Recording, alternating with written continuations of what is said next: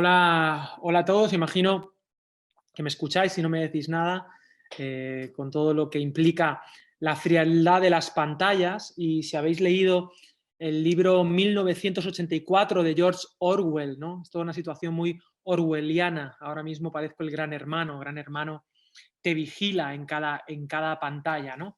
Ah, teología del arte. Ya la frase es súper evocadora. Podemos teologizar en torno al arte. ¿Es el arte algo donde Dios tiene algo que decir? ¿O es una rama de la vida donde lo teológico no debería inmiscuirse, ¿no? Bueno, estoy en un momento, entiendo, un contexto devocional y me he traído algunas cuestiones académicas, pero voy a intentar aterrizarlo y perdón si digo algo demasiado académico, pero bueno, estáis en un seminario, o perdón si me quedo corto en la cuestión, digamos, teórica y digo cosas que ya todos sabéis, ¿no? Pero bueno, nunca está de más recordarlas. Simplemente gracias por invitarme de manera virtual. Para mí es un placer, es de mis contextos favoritos, la enseñanza bíblica, académica. Y cuando hablamos del arte en el contexto evangélico, yo suelo estar un poquito enfadado, ¿eh? Porque el arte en el mundo cristiano se ha instrumentalizado. No sé si esa palabra se entiende. Es decir, el arte se ha convertido simplemente en algo que usamos para evangelizar, por ejemplo, o el arte lo hemos minimizado y lo hemos convertido en un acompañante bonito del mensaje. El ejemplo más claro, que no sé si lo tendréis en vuestras clases o en vuestras iglesias, es lo que yo llamo los cuadros con versículos, ¿no? A veces yo voy a una iglesia evangélica y veo algún cuadro, hay gente que pone cuadros, pero todo cuadro dentro de una iglesia tiene un versículo, ¿no? Debe tener un versículo. Puede haber un arco iris precioso, o puede haber un campo, o puede haber lo que sea, pero si no es un símbolo religioso como una cruz, o unos peces, o una cesta con panes y peces, o una paloma, que es básicamente a lo que se reduce nuestro arte en nuestros locales, esos símbolos, o todo a la vez. He visto algunos lugares muy, muy creativos con una paloma, un pez, pan, uvas, también ponen uvas, una cruz y por ahí, poco más, ¿no? Pero cuando hay cuadros, siempre ponen un versículo, ¿no? Y esto yo creo que atenta contra la esencia de lo que el arte es. Hay un libro muy bonito, de hace tiempo ya, porque hay poco material de reflexión en torno al arte y la fe actual, por alguna razón. Pero Hans Ruckmaker, creo que se pronuncia, escribió un libro cuyo título ya es una gran enseñanza, una gran frase, y es: el arte no necesita justificación. El arte no necesita justificación. El arte, la belleza del arte ya habla acerca de Dios, ¿no? Los evangélicos, y hablo así, ya es verdad que creo que es la tercera o cuarta vez que estoy, abro comillas, comillas, estoy, así que puedo hablar sin pelos en la lengua, pero como evangélicos, ah, quizá por nuestra tradición protestante iconoclasta o por nuestros temores a la idolatría o porque somos demasiado serios, relegamos el arte y nos bajamos del carro del arte y en lugar de estar en la vanguardia nos quedamos en la retaguardia y en lugar de innovar y apostar por los profetas en el mejor de los sentidos, porque un artista al final es un profeta, ¿no? En lugar de acoger a los profetas en nuestro seno de la iglesia, por alguna razón los hemos expulsado. Nuestro sistema evangélico, de manera natural, reconoce lo de siempre y expulsa lo nuevo. Y lo nuevo no siempre es bueno.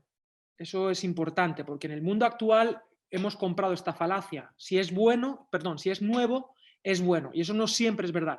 Pero la iglesia necesita lo que yo llamo, bueno, es una palabra que estoy enamorado de ella, que es la contextualización, ¿no? Vestirse para la ocasión. Y en este sentido, los italianos lo llaman aggiornamento, ¿no? La contextualización. Una iglesia que vive la fe una vez dada a los santos, dice Judas, pero que la expresa de manera comprensible, comprensiva, a su cultura y desde su cultura, porque no dejamos de ser hijos de nuestra cultura, recordando una de los pasajes clave, a mi juicio, para situarnos en el mundo, ¿no? Juan 17. No te ruego que los quites del mundo, sino que los guardes del mal. No es, o sea, están en el mundo, pero no son del mundo, ¿no? Pero ahí estamos, como tú me enviaste a mí, yo les envío. Toda esta teología misional que creo que debe empapar cualquier reflexión teológica. Y en cuanto al arte, como digo, nos bajamos del carro y por alguna razón somos muy... Yo he escuchado mucho este concepto, ¿no? De ser baluartes de la verdad, ¿no? La sana doctrina, la verdad como concepto teórico y correcto. ¿Qué es la verdad? Lo correcto. Pero es muy interesante que la tradición de la Iglesia protestante o de la Iglesia universal o de los padres de la Iglesia siempre manejaban una tríada muy bonita que tenía que ver con la bondad, con la belleza y con la verdad. Todo lo que es, todo lo verdadero es bueno y es bello. Lo que verdaderamente es bello es bueno y es verdadero. Y lo bueno es bello y es verdad. Entonces, somos misioneros no solamente de la verdad, que es lo que en nuestros seminarios se enfatizan, y supongo que el nuestro no es la excepción, ¿no? Estamos estudiando la palabra de Dios, que es la verdad. Estamos queriendo transmitirlo de manera verdadera, de manera correcta, porque somos finalmente misioneros de la verdad. Pero ¿qué tal si ampliamos nuestra mirada y aprovechando que hablamos de la teología del arte como expresión de belleza, nos pensamos a nosotros mismos no solamente como misioneros de la verdad, sino misioneros de la belleza y misioneros de la bondad? Este mundo se está afeando.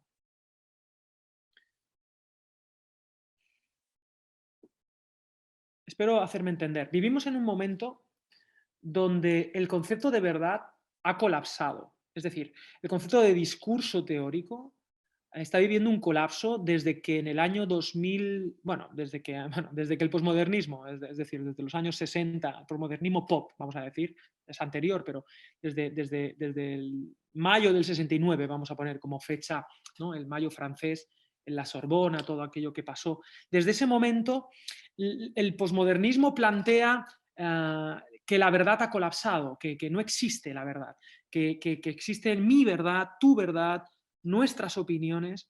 Por lo tanto, la tolerancia es lo que prima.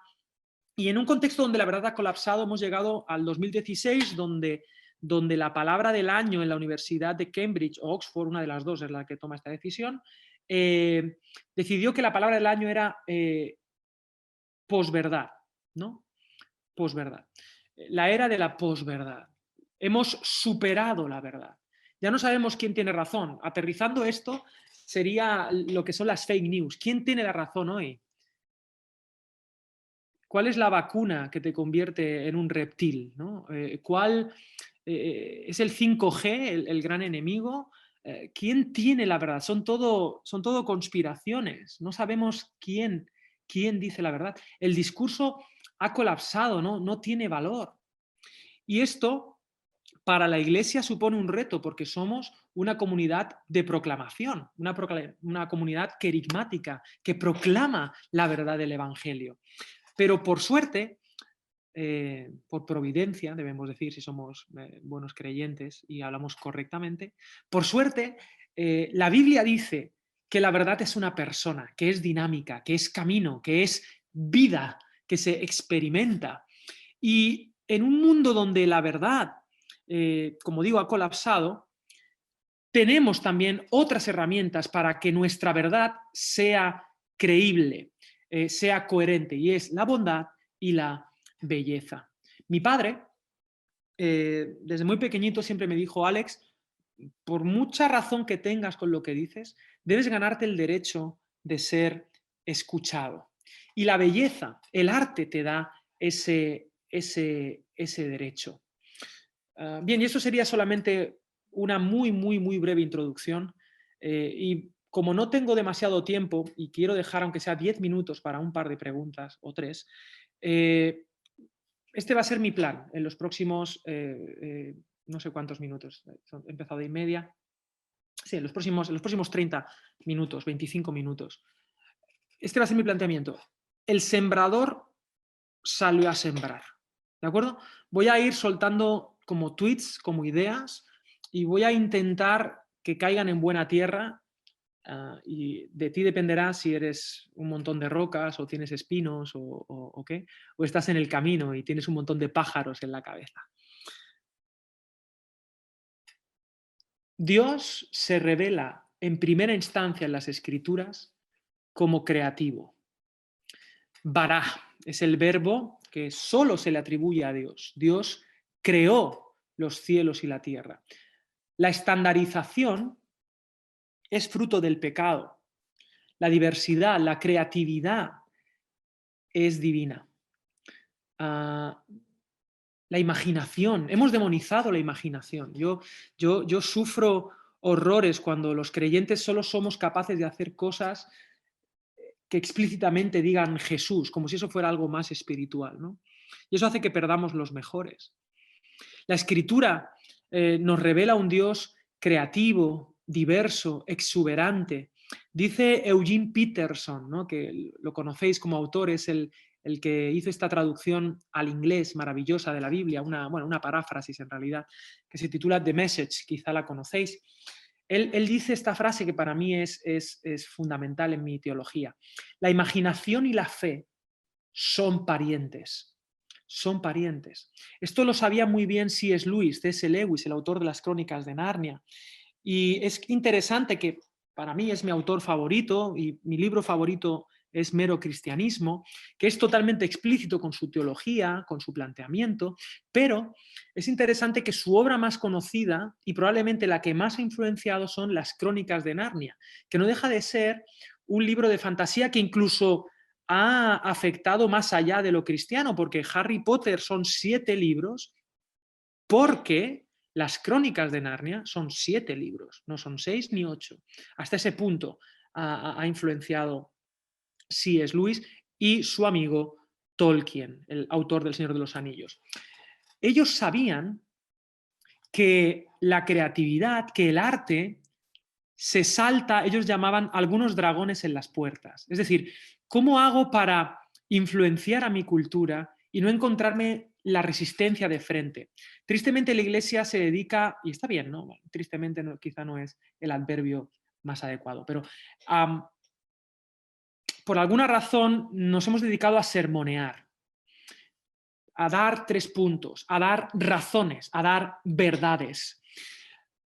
Pero, por ejemplo, con las Crónicas de Narnia lo que hace es sugerir, es apelar a la imaginación, es apelar a la belleza, a la bondad, a la creatividad, a la fantasía, a lo que ellos decían, lo que Tolkien decía, la subcreación. Dios ha creado un mundo, pero en este mundo Él nos permite, nos deja un espacio a nuestra creatividad. Él no quiere ser el soberano inquisidor que no permite nada más allá de su libertad, sino que Él, en su bondad y en su generosidad, nos deja un espacio a nosotros para crear y para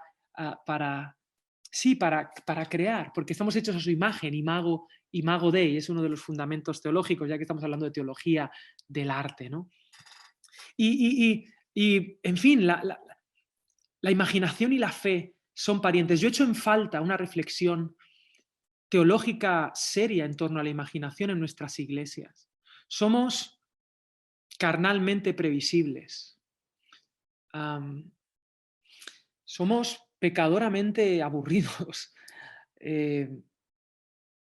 Y la gran revolución artística no es hacer mimos, o sea, no quiero caer en la infantilización de que el arte está bien, entonces podemos hacer hip hop y entonces pues, yo creo que esta reflexión deberíamos ya superarla y subir un poquito el nivel de nuestro diálogo teológico. Y eso está bien, y hay que todos los estilos de música y podemos hacer, si queremos, reggaetón, aunque yo tengo mis propias ideas en torno a esto, pero son totalmente personales y además banales y desde el orgullo español, ¿no? Prefiero flamenco, por ejemplo.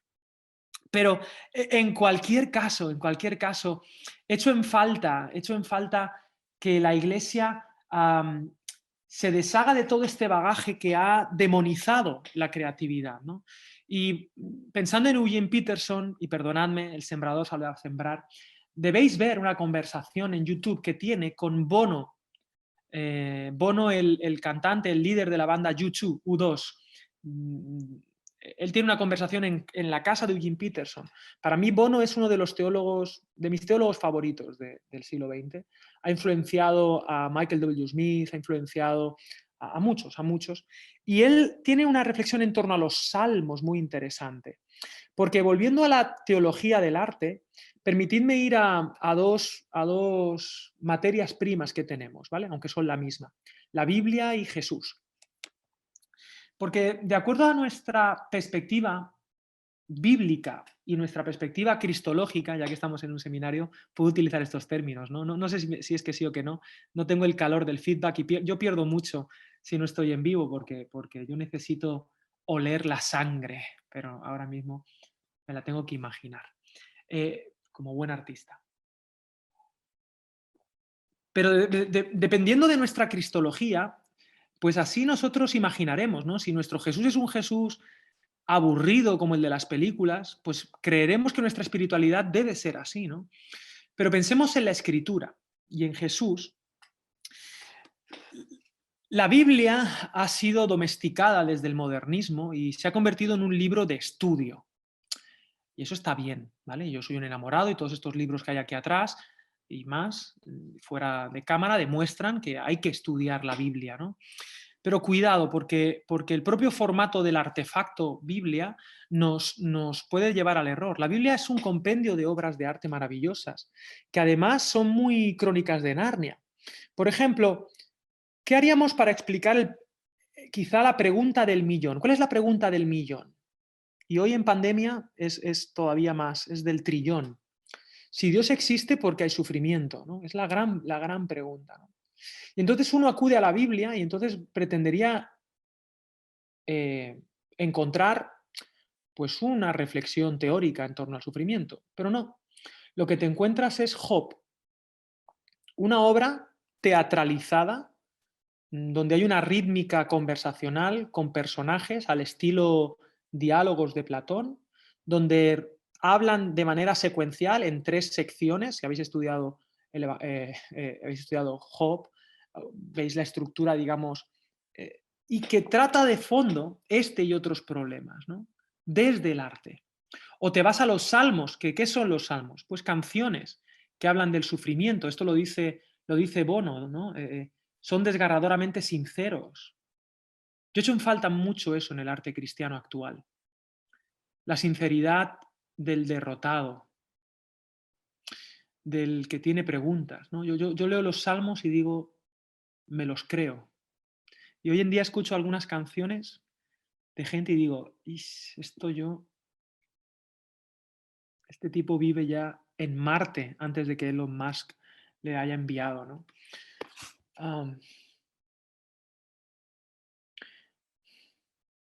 Porque para hacer teología del arte no podemos ser reduccionistas y debemos vivir en la paradoja del ya pero todavía no, del que somos santos pero no, de que Él nos ha sanado pero estamos enfermos, de que por sus llagas fuimos sanados, pero de que hemos sido librados de la muerte pero moriremos, de que reinamos pero aún somos esclavos, de que el gozo del Señor es mi fortaleza, pero a veces me puede dar la depre.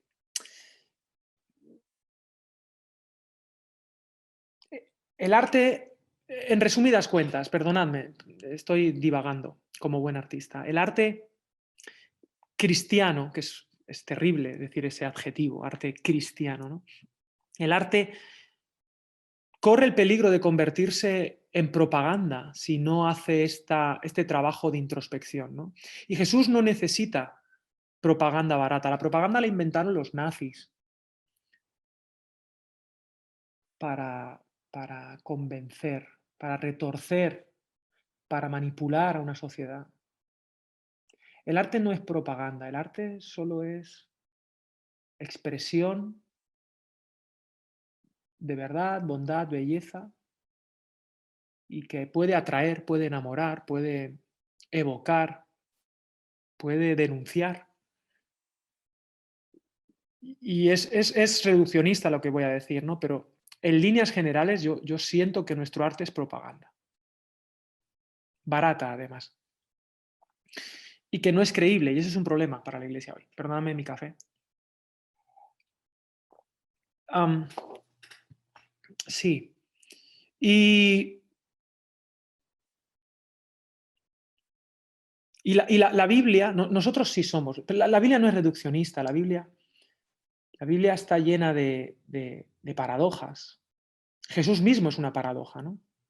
El Verbo hecho carne, el Hijo de Dios, el Hijo del Hombre, no pecó, por nosotros hizo pecado, murió siendo un maldito, en su muerte nos dio vida, en su debilidad venció.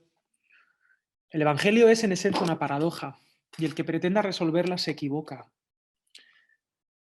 Yo no sé cuántos calvinistas o arminianos hay entre nosotros. Sería genial un día hacer, por ejemplo, en el seminario una batalla, ¿no? Bueno, igual, bueno, como soy de asambleas, más arminiano supongo, pero bueno, hay de todo hoy en día, ¿no? Y hay hiper calvinistas. No sé si hay hiper arminianos, no los hay, ¿verdad? Hiper, me voy a inventar los hiper arminianos, solo por fastidiar. Pero, ¿y si no? ¿Y si es solo una paradoja más? ¿No? Eh, y por eso llevamos 500 años sin resolverla, porque las paradojas no se resuelven. Se profundiza en ellas, en el misterio, como una buena obra de arte. Una obra de arte no se resuelve, se contempla. La Trinidad es una paradoja. El uno, la diversidad. O sea, y eso no se puede explicar, eso se puede hacer arte, ¿no?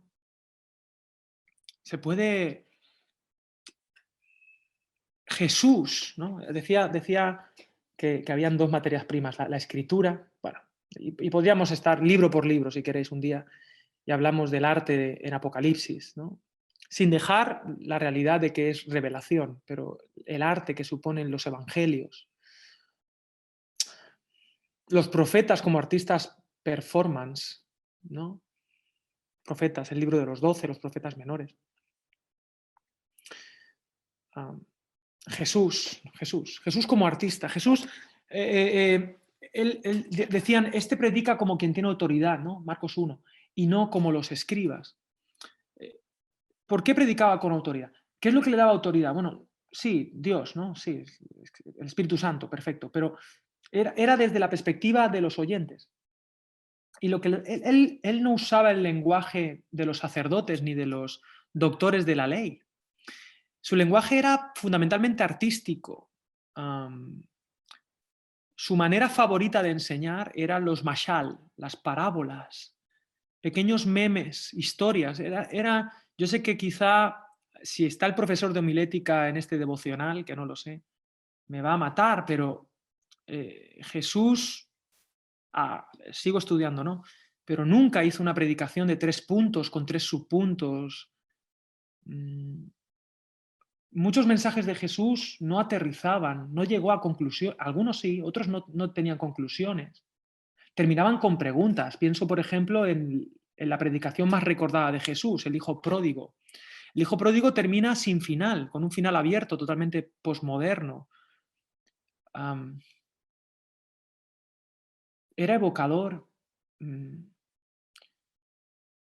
Hacía cosas raras Jesús. O sea, predicaba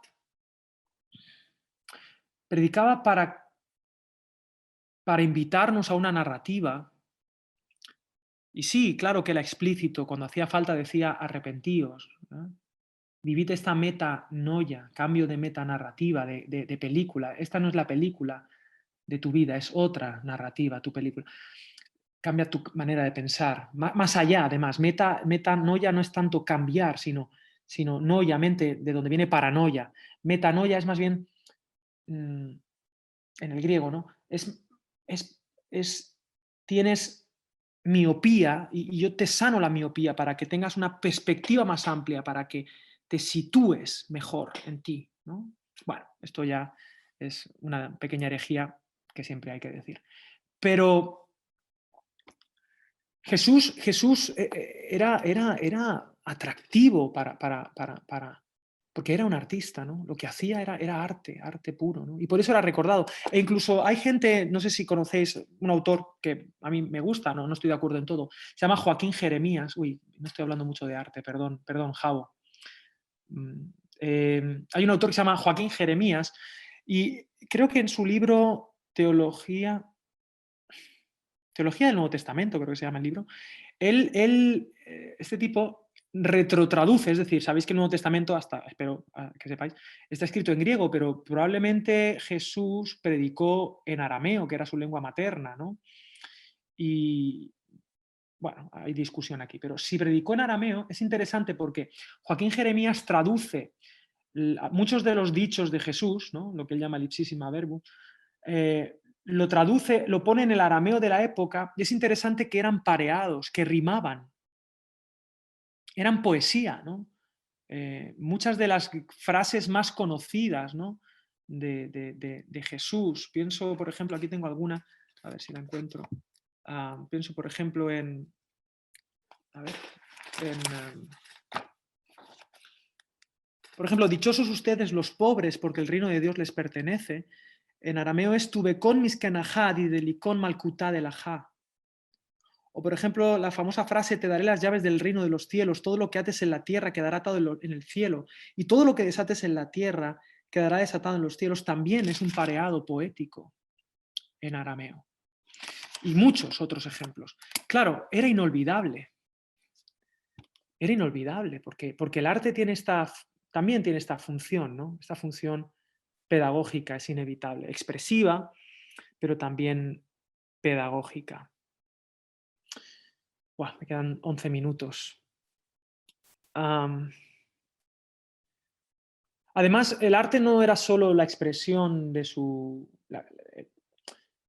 lo que decía, sino también lo que vivía, ¿no? Una idea también en torno al arte, ¿no?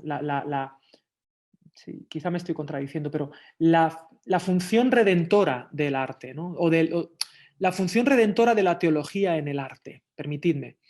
En Hechos 17, conocéis el texto, Pablo era un genio, ¿no? De la homilética. Entonces Pablo, cuando iba a la sinagoga, que era su estrategia misionera, normalmente era voy a la sinagoga, no me van a hacer caso, me darán una patada y me iré a predicar a los gentiles. Este era como un poco el modus operandi misionero de Pablo. En la sinagoga él apelaba a la Torá, a la escritura, para demostrar que Jesús era el Mesías, el Cristo, ¿no? Pero cuando se encuentra en Atenas pues ni les va ni le viene la Torá, ¿no? Entonces él lo que hace es uso de poetas paganos como Arato o como Epiménides, ¿no? Frases del tipo linaje suyo somos o porque en él nos vivimos, movemos. Todos esos versículos que hoy en día suenan tan evangélicos eran en realidad extraídos de poemas de autores paganos, ¿no? Y hoy en día son palabra de Dios. Y entonces esto es una reflexión muy bonita para la asignatura de revelación bíblica, ¿no? Y de inspiración bíblica. ¿En qué medida Dios inspiró a un poeta pagano para que hoy en día lo que este poeta compuso sea considerado palabra de Dios, ¿no? Es muy bonito y esto nos habla del cabot, de toda la tierra está llena de la gloria de Dios, de que Dios es el dador de los dones y que todo lo bueno le pertenece a Dios. Y entonces yo puedo identificar belleza, bondad y verdad más allá de las paredes de la iglesia. Y de hecho la misión de la iglesia no solamente es señalar el mal, sino en muchas ocasiones señalar el bien, el imago Dei, que rescatar ese imago Dei que está, esa chispa que algunos dicen que hay, ¿no? Toda la tierra está llena de la gloria de Dios. Este es Pablo, ¿no? Y hay que ser muy creativo, no para inventar algo de la nada, sino para por ejemplo, resignificar símbolos. Por ejemplo, ¿creéis que hay algún arte, y es posible que haya alguno, pero creéis que hay algo que no pueda redimirse? ¿Que hay alguna expresión que no se pueda salvar? ¿No? ¿Hay algo tan diabólico, tan del enemigo, que no haya manera de que sea bueno, verdadero y bello? Y bueno, yo sé que esto es totalmente, o sea, obviamente en los minutos que me quedan no tengo tiempo para desarrollar la idea, pero, por ejemplo, hay un símbolo que para mí es el símbolo más diabólico que el ser humano, o quién sabe quién, creó, que lo inventaron, si no recuerdo mal, los asirios, que eran conocidos como eran terroristas, ¿de acuerdo? O sea, eran gente en el sentido más amplio, que utilizaban el terror en su ejercicio de la guerra, ¿no? Entonces ellos a sus enemigos ni agua, los empalaban, los torturaban, los despellejaban, los dejaban colgados en los árboles y sembraban el terror, ¿no? Quizá el ejemplo que tenemos en la cultura pop sería la película de 300, ¿no? Pues un poco los malos de la peli, esta imagen sería, ¿no? Este terror. Y ellos inventaron este instrumento de tortura diabólico, perverso, llamado cruz, la cruz, ¿no?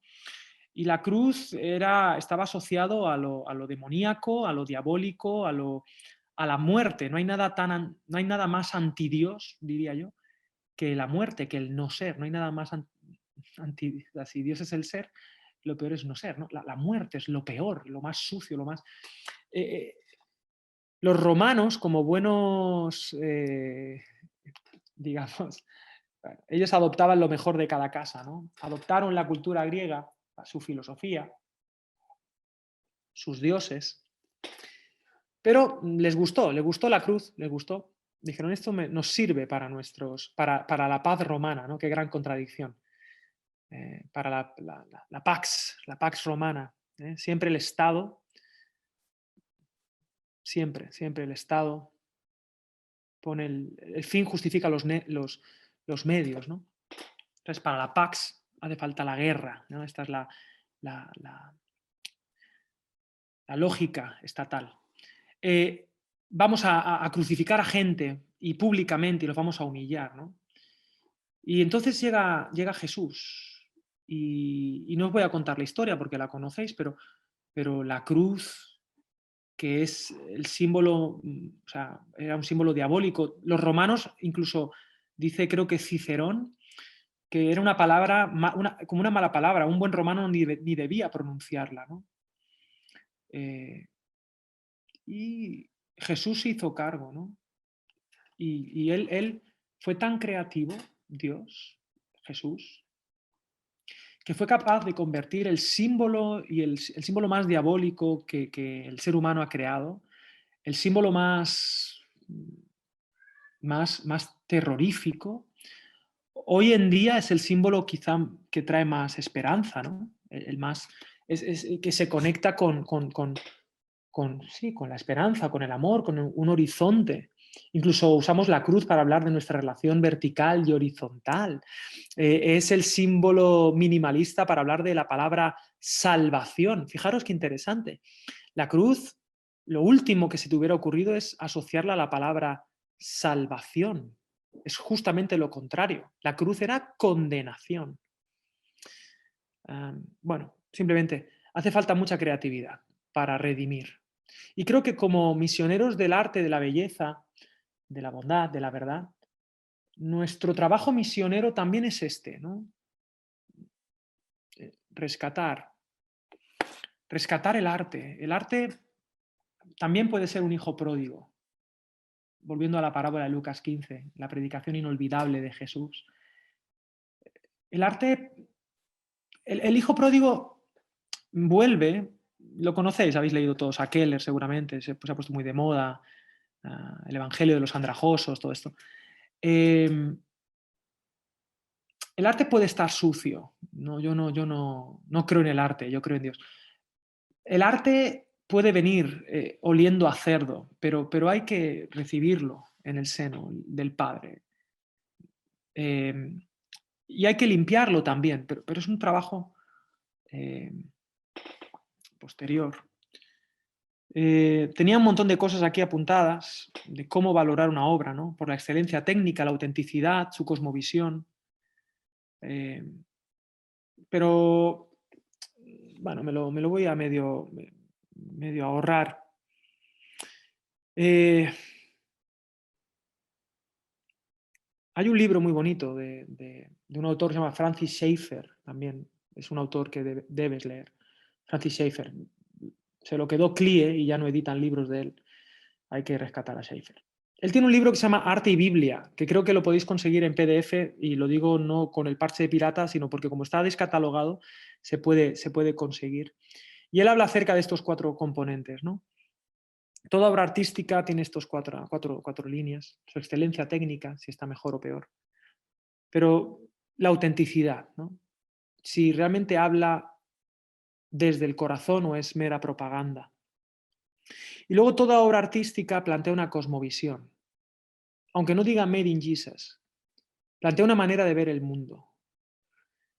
Y a mí me gustaría, en el nombre de Jesús, dar permiso a los artistas que son cristianos a que hagan lo que consideren en su misión, en su proyecto, pero que no estén atados, porque es que si no, perdemos a los mejores. A Bono lo quisimos, el de YouTube, lo quisimos encerrar en 4 paredes y él se cansó, y él es se sabe la Biblia, él hacía estudios bíblicos todas las semanas, pero quisimos enclaustrarlo y entonces él se medio rebeló, ¿no? Debemos cambiar, debemos hacer un giro copernicano y dejar de pensar en arte para la Iglesia y pensar en arte desde la Iglesia. Es diferente, pero tiene un componente misionero. El sembrador sale a sembrar. ¿Un artista que es cristiano puede hacer lo que quiera? No. No, porque el arte no, porque el artista no es todopoderoso, que es lo que. Claro, ¿qué es el arte? No sé si habéis tenido esta locura, ¿no? De qué es el arte, ¿no? Y uno se va. Yo fui al museo, el MoMA, me gusta visitar museos, el MoMA, el Museo de Nueva York de Arte Moderno, y había cosas que yo digo, esto no. Esto es una tomadura de pelo, ¿no? Porque ¿qué es arte hoy en día? Arte es todo lo que un artista hace, ¿no? Entonces, cualquier cosa. Pero no, porque entonces se autorreferencia y es un infierno, el yo referenciado en el yo. No hay un componente de belleza externo. Bueno, esto es un poco ya más fumado, si me permitís. Pero el punto es que, cuidado, como artistas, y aquí termino, sí que tenemos un marco para pintar. Y es, bueno, el mandamiento más importante de todos, amar a Dios y amar al prójimo. No puedes hacer nada con tu vida, tampoco arte, que no ame al prójimo. Es decir, que de alguna manera pueda perjudicar al prójimo. Eso no nos está permitido como cristianos. Ese es nuestro límite, ese es nuestro marco. Y es importante, los marcos son importantes porque la libertad sin forma no crea nada. Necesitamos límites. En música necesitamos los modos, el modo mayor, el modo menor o los modos griegos. Necesitamos algún tipo de sistema sobre el cual crear. Necesitamos perspectiva para luego romperla en pintura. En arquitectura necesitamos, en fin, una serie de normas. Siempre hace falta una estructura para ejercer la libertad en la estructura y darle coherencia y cohesión y diversidad en la unidad, en fin. Hoy en día vivimos en la libertad absoluta y por eso está todo tan degradado. No hay forma, no hay nada, no hay punto de encuentro. Pero la Iglesia sí podemos, el amor, ¿no? Al prójimo, a Dios. Con la libertad que tenemos, pero desde el amor, desde la caridad cristiana, pero recordando que el arte no necesita justificación, ¿no? Y que hoy en día, en el mundo posmoderno en el que vivimos, mucha gente va a acercarse a la fe, quizá como primer paso, por un encuentro con la belleza. Porque la belleza sabe a verdad. Sabe. Y puede ser, ¿no? Un paso a Dios. Bueno, ya me voy a callar. Obviamente he sido creo que he sido disperso. Os dije que iba a salir a sembrar unas cuantas semillas. Y ya he terminado. Simplemente os animo a que si he abierto alguna línea de pensamiento que os interese, buscad, terminad este devocional, imagino que luego tendréis vuestras clases fantásticas, pero buscad, buscad respuestas y buscad más preguntas e indagad y recordad que nuestra tradición nos dice, Ecclesia reformata semper reformanda secundum verbum, ¿no? O sea, Dei, Iglesia de la Reforma siempre reformándose según la palabra de Dios, ¿no? Volvamos al logos, al verbo, a Jesús, que es bondad, belleza, es verdad, es camino, es vida. Y desde ahí, ayornamiento, ¿no? Traigamos, traigamos ese arte a nuestro aquí, a nuestro ahora. Porque no solamente tenemos derecho de hacerlo, sino casi te diría la obligación moral de hacerlo, ¿no? Como hijos de Dios y misioneros, como cristianos en definitiva. Gracias por escucharme.